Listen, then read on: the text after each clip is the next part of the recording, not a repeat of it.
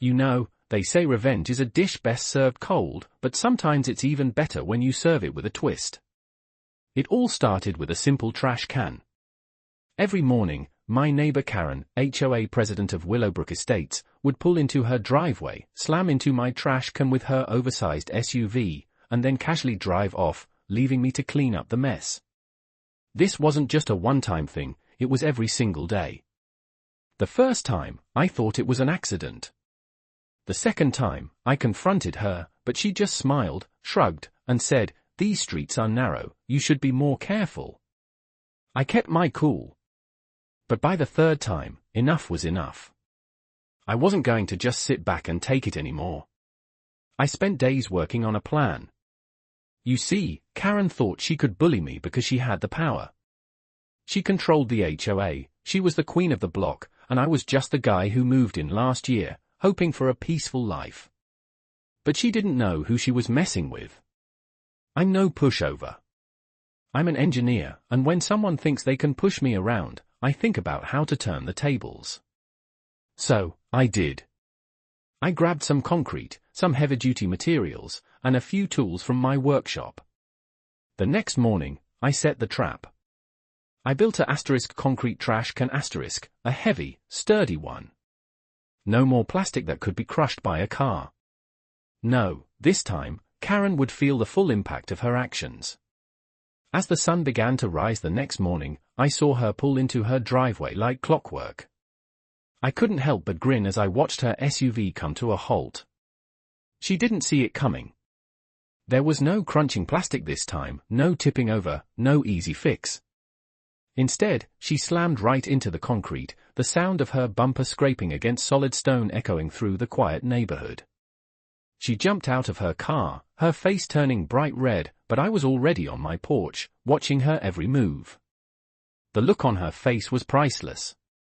But I wasn't done yet. I had something else in mind.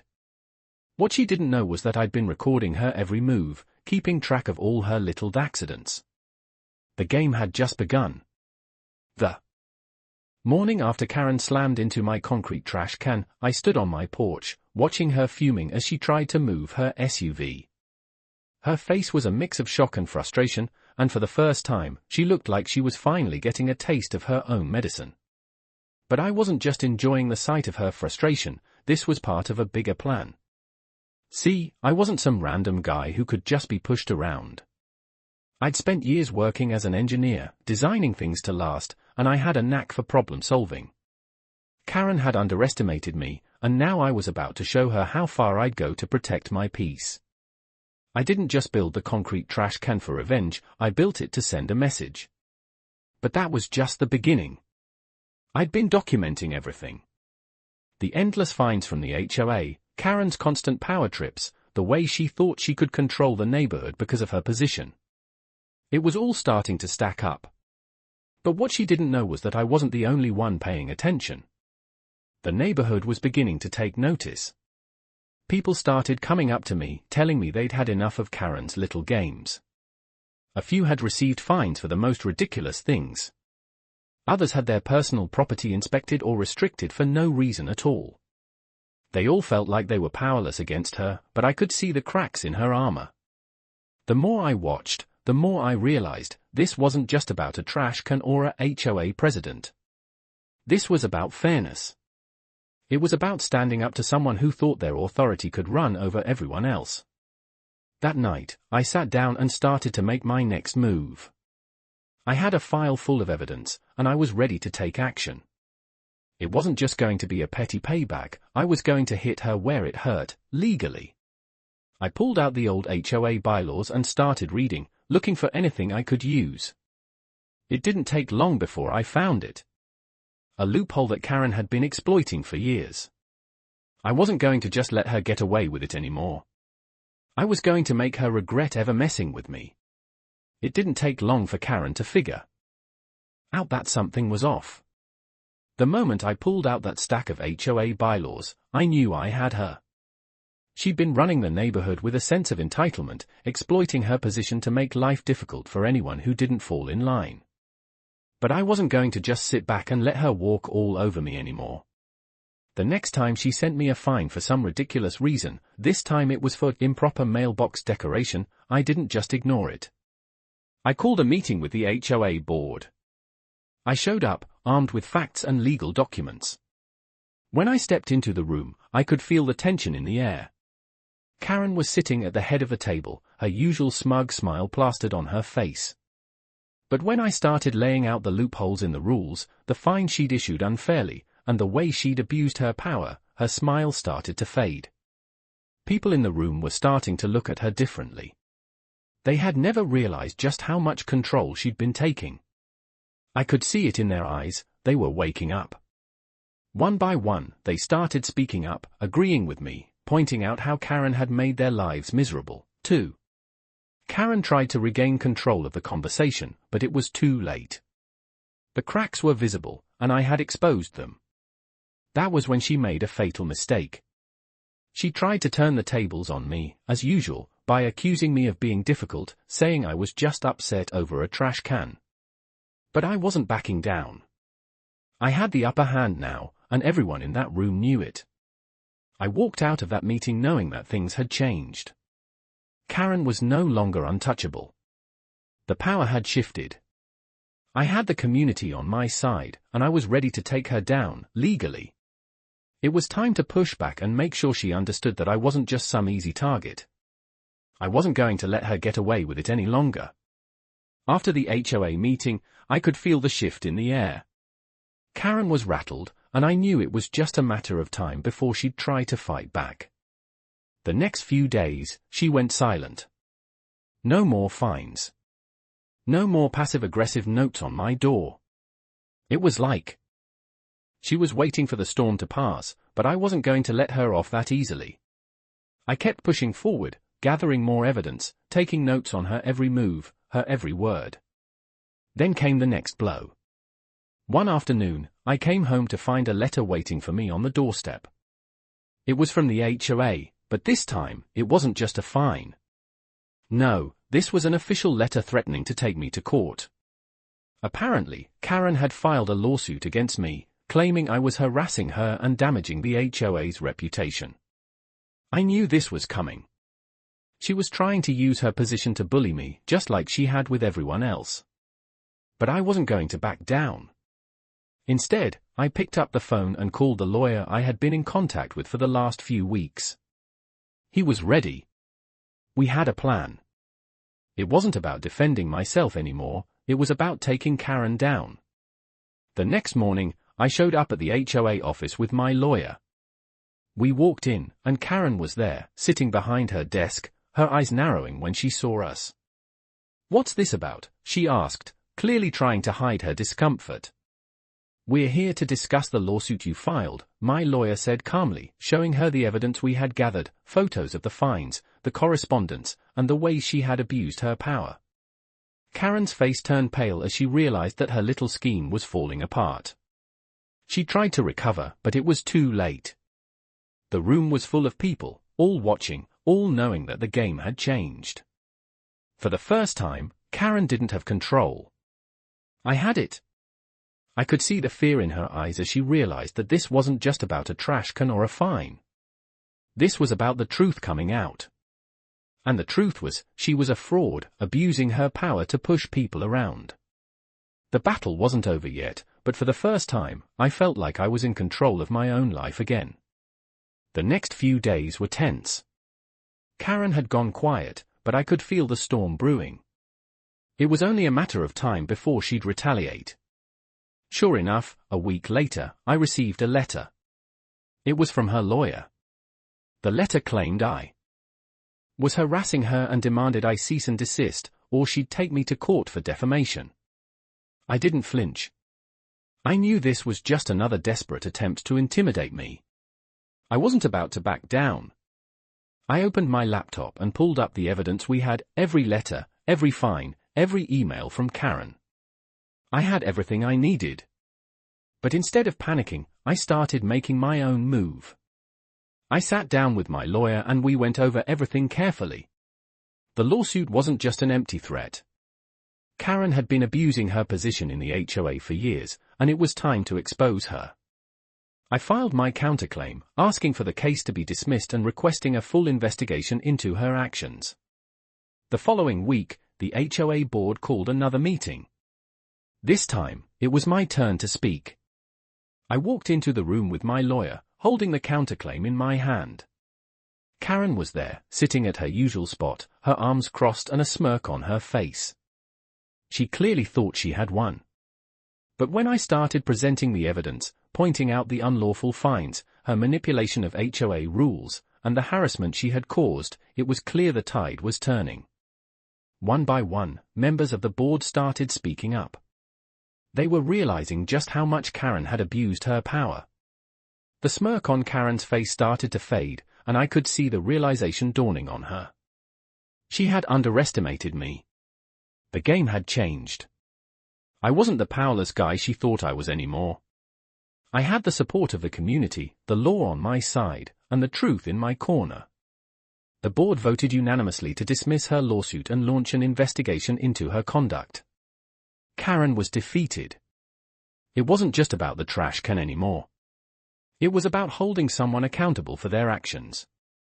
For the first time in months, I could breathe easy. The battle wasn't over, but I knew I had won the most important fight. I had taken back control. With the board siding with me, Karen's power over the neighborhood began to crumble. But I knew she wouldn't give up without a fight. She was crafty, and I could feel the tension mounting every time I saw her. Days passed, and things seemed calm for a while, but I couldn't shake the feeling that she was planning something. Then one morning, as I walked to my car, I saw it. A fresh fine, slapped onto my windshield. This time, it wasn't just about the trash can or the mailbox, it was for excessive noise coming from my house. I couldn't believe it. I'd never once had a complaint about noise. But I wasn't about to let her get away with this again. I walked into the HOA office and asked to speak with the board. As soon as I entered the room, Karen was there, sitting at the front, her expression smug. I pulled out the new fine, laid it on the table, and calmly explained that this was just another one of her attempts to harass me. I had been documenting everything, including the fact that Karen had been sending out fines to neighbors for ridiculous reasons. Her smile faded as the room turned on her. This time, it wasn't just about me. Others had come forward, sharing their own experiences with Karen's unfair fines and her abuse of power. The board was now fully aware of the extent of her actions, and there was no way she could wiggle out of this. Her smirk had been replaced with frustration as I made my case. The other board members started to ask questions, and Karen found herself unable to respond convincingly. It was clear she was losing control. I could see it in her eyes, she was panicking. The board voted once again, this time to remove her from her position as HOA president. The community was finally free from her tyrannical rule. As I walked out of that meeting, I felt a sense of relief wash over me. Karen had finally been exposed for what she was, a bully using her position to intimidate and control. The neighborhood was beginning to heal, and I had played a big part in that. For the first time in a long while, I felt like I was living in a community where people respected each other. The battle wasn't over, but I had taken the first step in making sure that the next time someone like Karen tried to take advantage of others, they would think twice. After Karen's removal from the HOA, things started to settle down in the neighborhood. It was a huge victory, but I knew that the battle wasn't over. There was still a sense of unease in the air, as if people were waiting for the other shoe to drop. Karen wasn't the type to accept defeat easily. She'd spent years running the HOA with an iron fist, and now she had lost everything. I kept my eyes peeled, knowing that she might try something else. One day, as I was leaving work, I noticed something unusual. A new letter had been slid under my door. This time, it wasn't from the HOA, it was from a lawyer. The letter claimed that Karen had filed an appeal, seeking to reinstate her position and overturn the board's decision. She was fighting back, but this time, she didn't have the support she used to. I wasn't going to let her drag me into another legal battle. I knew the board's decision was solid, and I wasn't afraid. But I also knew that Karen would do whatever it took to get back on top. The next few weeks were filled with tense anticipation. I continued to document everything, just in case. I could tell that Karen was desperate, and when someone is desperate, they often make mistakes. One evening, I was going through my notes when I got a call. It was from a neighbor, letting me know that Karen had been trying to rally people in the community to challenge the board's decision. She was spreading lies, claiming that the new HOA leadership was corrupt, and that I had manipulated the entire situation. It was clear she was still trying to control the narrative, but this time, no one was buying it. I decided it was time to take action. I called a community meeting, inviting everyone to hear the truth straight from me. When the night of the meeting arrived, I was ready. Karen wasn't there, but a few of her supporters were. I explained everything, the evidence, the board's decision, and how we had all been affected by her manipulation. People listened, and one by one, they spoke up, sharing their own experiences with Karen's reign of terror. By the end of the night, it was clear that Karen had lost whatever influence she once had. She couldn't twist the truth anymore. The community was finally free from her grasp, and I had made sure that the people who had been silenced for so long could finally speak up. Karen's appeal was rejected, and her chances of reclaiming any power were gone. She'd underestimated the power of a community standing together, and she learned that the hard way. With Karen's appeal rejected, I thought the storm had finally passed. But it wasn't over. I knew she wasn't one to accept defeat easily, and sure enough, a week later, I saw her standing outside her house, talking to a few of the neighbors. Her face was red with frustration, and she was gesturing wildly, trying to convince them that everything that had happened was my fault. She was spinning her lies again, but this time, I wasn't going to let her get away with it. The community had already seen the truth, and they weren't going to let her manipulate them anymore. That night, I decided to act.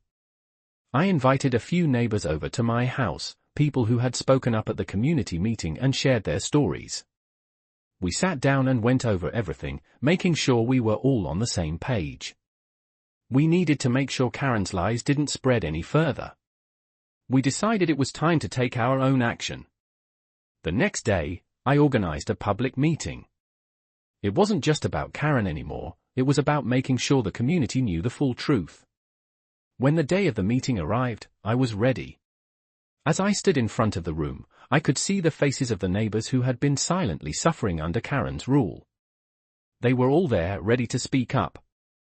One by one, they shared their experiences, from the ridiculous fines Karen had issued to the way she had tried to control every aspect of their lives. The room grew quiet as each person spoke, and I could feel the collective anger and frustration building. Karen, who had once commanded the room, was nowhere to be seen. I knew she was trying to rally a few supporters, but this time, it was clear, her power was slipping away. The community was united, and Karen was no longer the queen bee. By the end of the night, it was clear that Karen's influence was all but gone. The board confirmed that she would no longer have any position of power in the HOA, and the community was finally free from her grip. The weight of the last few months lifted off my shoulders. The battle was over, and we had won. The neighborhood could finally breathe again. I had done it. I had taken back control and brought fairness to a place that had been ruled by fear for far too long. With Karen removed and the community finally free from her control, life started to feel normal again. The neighborhood was quieter, people were more relaxed, and the tension that had been lingering for months was gone. But I knew that the victory wasn't just mine, it belonged to the entire neighborhood. It was a collective effort, a stand for fairness, and a commitment to holding people accountable. As I walked through the streets now, I saw familiar faces smiling and nodding at me, something that had become rare before. People were more open, and there was a new sense of unity among us. Yet, there was still one thing on my mind. I couldn't forget about Karen. Even though she had lost, I knew she was the type of person who wouldn't fade away quietly. She wasn't just going to disappear into the background. A week after the final vote, I saw her at the local grocery store. She was standing in line, her posture stiff, eyes darting around like she was looking for someone to take out her frustration on. I walked past her, not making eye contact, but I could feel her eyes burning into the back of my head. I didn't acknowledge her presence. She had already shown me who she really was, and I wasn't going to waste another second on someone like her. But as I left the store, I realized something important. The neighborhood had changed, and it wasn't just about getting rid of one bad apple. It was about creating a community where everyone had a voice, where no one had to live in fear, and where the idea of justice wasn't just a word, it was something we lived by every day. As I pulled into my driveway, I looked around at the quiet, peaceful street. For the first time in a long time, I felt at home. The fight was over, but the change had been made. And that, in the end, was the greatest victory of all. The following weeks felt like a new chapter in the neighborhood. The tension that had once filled the air had dissipated, replaced by a sense of calm and community. As I sat on my porch one evening, watching the sunset over the quiet street, I realized how much had changed. People weren't just going through the motions anymore, they were living again. And that made everything worth it. It wasn't just about taking down Karen, it was about restoring what mattered: respect, fairness, and a sense of belonging. But as life started to return to normal, a part of me couldn't shake the thought that something else needed to happen. Karen was defeated, yes, but she wasn't the only problem. Her actions were just a symptom of a bigger issue. I needed to make sure that this type of manipulation never happened again, that the community's voice couldn't be drowned out by power-hungry individuals like her. That's when I decided to do something I hadn't considered before. I ran for the position of HOA board member. It wasn't about revenge anymore, it was about ensuring a fair future for everyone. I wanted to be part of the change, part of a system that worked for the people. The idea of becoming part of the HOA didn't sit well with everyone at first. There were whispers, doubt, and some of the older residents weren't sure if things would really be different. But as I went door to door, talking to neighbors, sharing my vision for a transparent and fair community, something incredible happened. People listened. They wanted change too. By the time the election came around, I wasn't just another candidate. I was the person the neighborhood believed in. The election results were a turning point. I won a seat on the board, and with it, the chance to bring real change. My first day on the board felt surreal. As I sat in that meeting, surrounded by the very people who had once been under Karen's control, I realized just how far we had come. The community was no longer afraid to speak up. And I was proud to be part of that. This wasn't just my victory, it was ours. The first few months on the HOA board were a whirlwind. I was determined to make sure the changes we had fought for weren't just temporary. As the new board member, I started attending meetings with a clear mission: transparency, fairness, and accountability. It wasn't always easy. Some of the old board members who had been loyal to Karen still held on to their positions, and at first, they weren't thrilled with my approach. But I wasn't there to make friends, I was there to make a difference. Slowly but surely, the changes started to take root. We revised the bylaws to ensure that every decision was voted on openly, that fines could only be issued with valid reasons, and that residents had a voice in the decisions affecting their homes.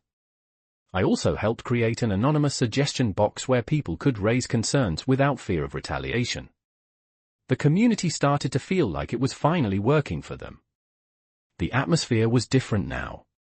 People were attending the HOA meetings, speaking up, and even challenging some of the policies they didn't agree with. I'd never seen the neighborhood so engaged. It felt good to see the shift, but I knew there was still work to be done. One of the biggest challenges I faced was rebuilding the trust that had been shattered by Karen's reign. There were still people who were skeptical, people who thought the old ways might creep back in. But with every successful vote, every change we implemented, that skepticism started to fade.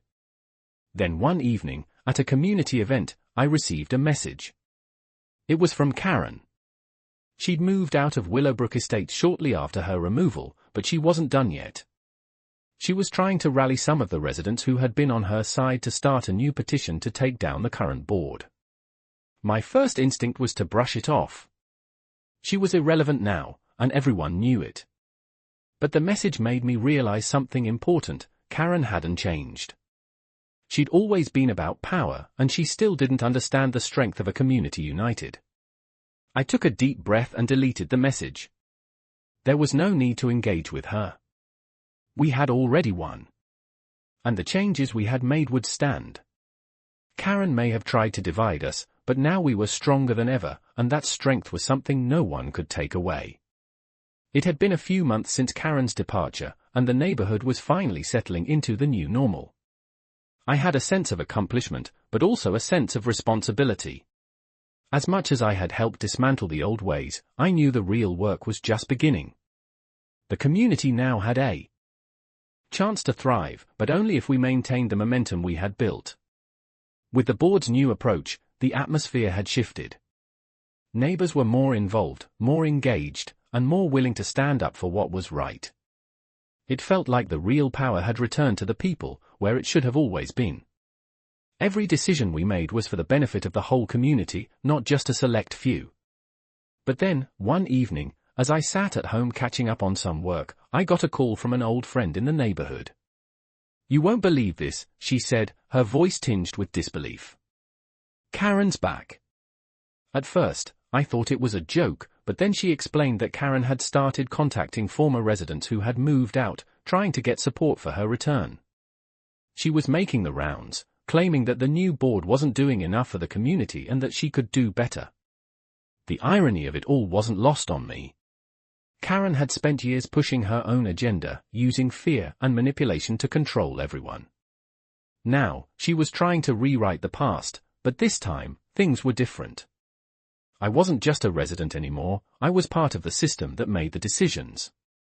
I took a deep breath. "I'll handle it," I said, determined not to let her undo all the progress we had made. Over the next few days, I started reaching out to the people Karen had been contacting. I met with them, listened to their concerns, and reassured them that the changes we had made were for the better. As I spoke to more and more neighbors, I realized how far we had come. They weren't going to fall for Karen's tactics again. It was clear to everyone that the community had found its voice, and it wasn't about to be silenced. Karen may have thought she could come back and regain control, but this time, the people were united, and they knew their worth.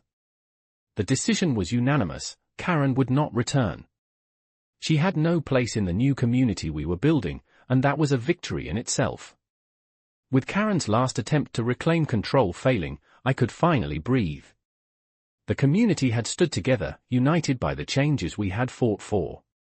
The fear and uncertainty that once hung over us were gone. Now, there was a sense of pride and accomplishment in the air. As I walked through the neighborhood, I saw people chatting, smiling, and enjoying the peace we had worked so hard to restore. The streets no longer felt like a battlefield. I had done what I set out to do, I had taken back the neighborhood. But it wasn't just about winning, it was about what we built in the process. The HOA wasn't a place of oppression anymore. It was a platform where everyone's voice mattered. People now knew they could speak up without fear of retaliation, and that made all the difference. The day after the final decision, I stood in front of my house, watching the sunset, feeling a sense of calm I hadn't felt in years. The weight of the last few months seemed to lift, and I realized that the real victory wasn't just getting rid of Karen, it was the change in the community itself. We had come together to reclaim what was rightfully ours, a peaceful, fair place to live. In the end, I wasn't just the guy who had fought back against a bully. I was part of a movement that had restored justice and fairness to a community that had been broken. And as I looked around, I knew that the future of Willowbrook Estates was brighter than ever. The legacy we were building wasn't just about holding power accountable, it was about making sure that everyone who lived here could thrive, without fear, without manipulation, and without being silenced. And that was something worth fighting for.